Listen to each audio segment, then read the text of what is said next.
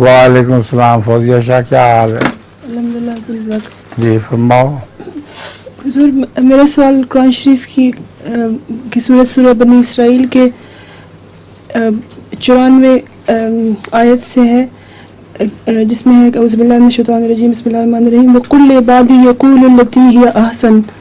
حضور اس کے اوپر حضور اس کے بارے میں کچھ فرمائیں گے؟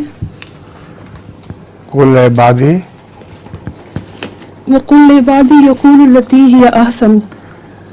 میں لوگوں سے، بندوں سے کہہ دو کہ ایسی بات کیا کریں جو آسن ہو، صرف اچھی بات نہیں بلکہ اچھی باتوں میں سے بہترین ہو. اب اچھی باتیں کرتے ہیں لوگ عام طور پر، لیکن اچھی باتوں میں سے بھی بہت زیادہ اچھی بھی ہوا کرتی ہیں. تو اللہ تعالی آسن سے مراد ہے جو سب سے اچھی بات ہو. قرآن کریم میں دوسری جگہ اللہ فرماتا ہے وَمَنْ أَحْسَنُ قَوْلًا مِمَّنْ دَعَا إِلَى اللَّهِ وَعَمِلَ صَالِحًا. اس سے بہتر کون ہے جو اللہ کی طرف بلاتا ہے اور نیک عمل بھی کرتا ہے.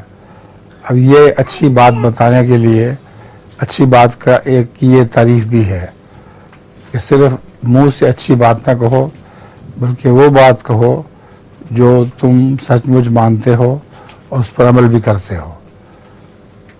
ٹھیک ہے؟ جزاک اللہ.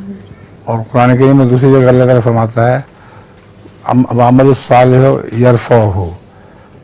اچھی بات وہ ہے جس کو انسان کے نیک عمل رفعت عطا کرتا ہے.